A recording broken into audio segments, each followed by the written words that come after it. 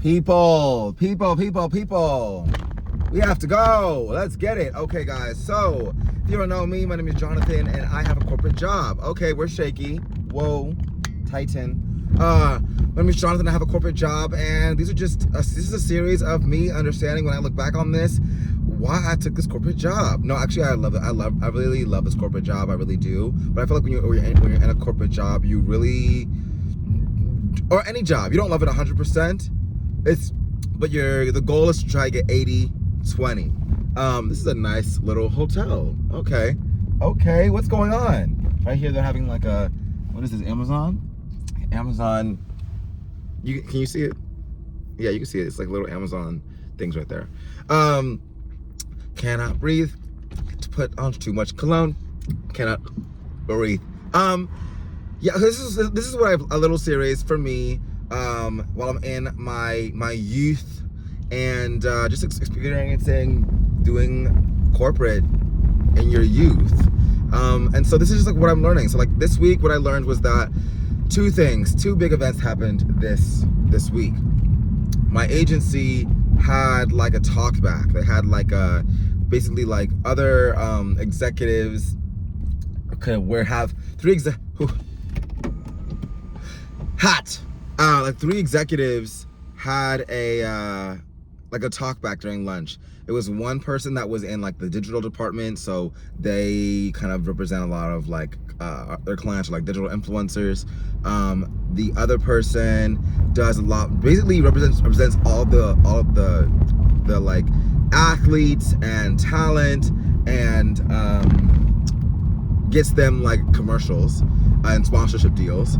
And then the other person does like music brand partnerships. And this is all in-house at this agency that I work at. And they go off and they get their clients deals. And so we kind of heard a little bit about like their story, how they got where they got. Some of them were interns. One of them was external. Another one came in externally and then left and went to a music label and then came back to the agency. And I thought that was super interesting. And what I learned in that little Q&A with the group of people that went from my agency during lunch to kind of hear their perspective on life and how they got to where they got was to, one, this is a quote that stays with me for a very long time, and it's one of my very first bosses at this agency. And his quote which is my favorite quote, and the quote goes, "The cover-up is always worse than the crime."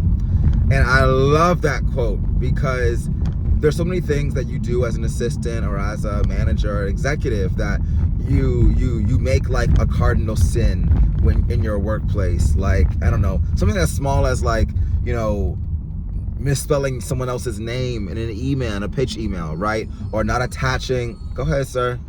Go ahead, baby. Me? Okay, thanks, me. Thank you. Okay, thank y'all. Not sending an attachment to a pitch email, not good. Misspelling that someone else's name, not good. Not having your own contact, just the small cardinal rules in the workplace, very corporate cardinal rules. And one of the people asked, like, hey, like, what was the F up that you effed up when you, like, right now or on the desk? And they all said what they effed up on. And I thought that was so amazing and so cool because you never get to really hear the underbelly of, two things you don't really get to hear from people when you ask them out for coffee or when you are listening to their podcast, whatever. You really get to hear, when they effed up and how they pivoted from their F up and how their boss reacted to the F up. And you never get to really hear like the tensity in speaking to the other side, to the buyer, right? So there's the buyer that you're speaking with, and there's the client that you represent, and you're kind of that middle person. And so what I learned was that really, because I'm really trying to find where I belong in this agency. Okay, click, get tight. I'm really trying to find where I belong in this agency and what department I can really grow and put roots in right now. And I over fantasized what I thought I wanted. And I thought I wanted to be in like prestigious talent, like actors, right? And what I thought it was front facing with clients, like actors, and helping them with their auditions and guiding their career, or at least getting close to your point agent or your manager or whatever, getting close to those conversations of guiding their career. Obviously, I think a manager does that more, whereas on the corporate side, they're more so managing the money. So I didn't really necessarily like that, because it's a very long road, and I was like, no, I don't think they're the people that I want to become are doing what I want.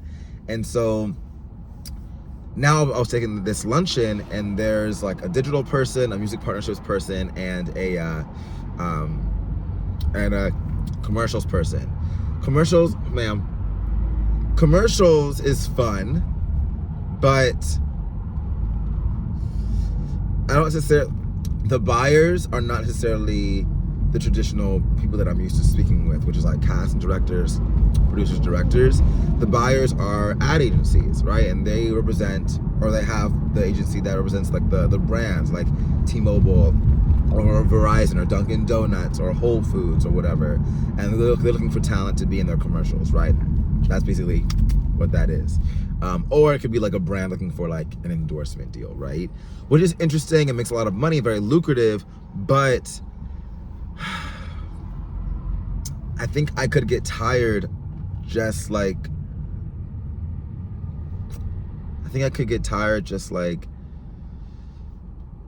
I don't think it's as helping someone along their career as it is just like finding a match, which could be cool. I have to get in that department and see what that is, but I'm overthinking that department. And then digital is much more like influencers, right? And I feel like I do watch a lot more YouTube and Instagram and TikTok than I do actual like traditional media, like films and TV. So digital could be cool, but I really hear that like the department is kind of like mean and very like just not, they're just, I don't know, they're very salesy. And if you know me, like I'm not very salesy, which I think like maybe that's what you need to be in this field. It's just very like, get for the money, ask for more money, ask for the go, and then like get the deal done. And then the music partnerships, I love music, but I really only listen to the types of music that I listen to, which is like K-pop, pop, hip hop, R&B, Afro beats, which seems like a lot, but there's other kinds of music that I don't listen to. And you have to be a listener of global world music to work in music brand partnerships in order to bring brand partnerships to musicians, right? So I think all to say that what I learned was take your time. Don't be in a rush to jump onto a department that you think you might like. Really take your time and know what the day-to-day is of that job before you really jump into it. And really, for my advice to everyone watching this is like, when you're looking for a new job, really like read the job description very carefully. I would say if you can do or are interested in doing 80% of what the job description is, apply for that job. And the other 20% can be like something that you are not interested in. Like I applied for a position that was dealing with sports. And I was like, okay, if that sports is 20% of the job, then this will be good. But 80% of the job was mostly like financial planning and financial management, which I was like, I can do, but I don't want to do that every single day of my life. And then the other 20% was majority of the stake of the people that we'd be doing that for are athletes, or like not even just athletes, like sports league owners. And I was like, oh God, I don't know nothing about sports league owners, right? They were talking about like, oh, like the NFL league or like the NBA or the hockey, or people that own teams. And so I was like, yeah, that's probably not gonna be the best bet for me. I'm not gonna be the best fit for that person to best support them.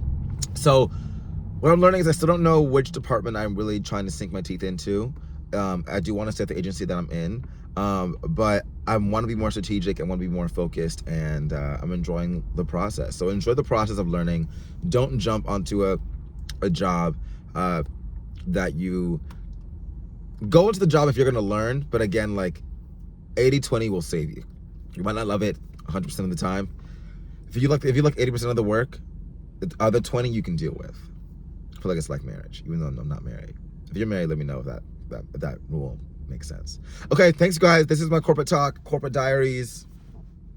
Have a good day at work, y'all. Go get it. You're the one, not the two. Subscribe.